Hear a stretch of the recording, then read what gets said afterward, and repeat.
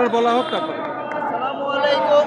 আমি মোহাম্মদ শরীফুল ইসলাম, তথ্য যোগাযোগ প্রযুক্তি, গাজীপুর সদর ডুবুরি আদর্শ উচ্চ বিদ্যালয় থেকে আমরা 12 জন শিক্ষক আমরা এখানে এসেছি।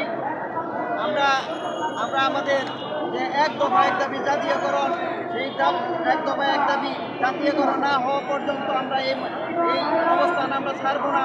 আমরা সচিবালয় ঘেরাও করব।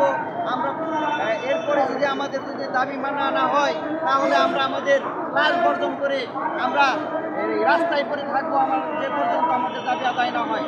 আমাদেরকে আমাদের পূর্ণাঙ্গ বাসা ভাড়া এবং মেডিকেল ভাতা, উৎসব ভাতা সহ জাতীয়করণ দিতে হবে।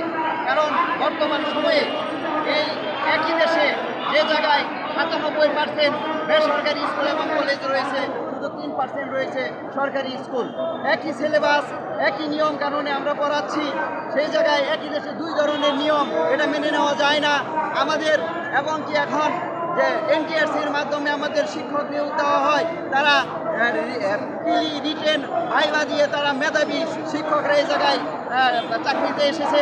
যদি জাতি যদি উন্নতি করতে চায়, জাতি যদি একটা সবল রাষ্ট্র তৈরি করার জন্য এবং সবল এবং আমলাতন্ত্র যদি তৈরি করতে চায়, একটা দক্ষ প্রশাসন যদি তৈরি করতে চায়, তাহলে অবশ্যই এই শিক্ষা ব্যবস্থাকে উন্নত করতে হবে।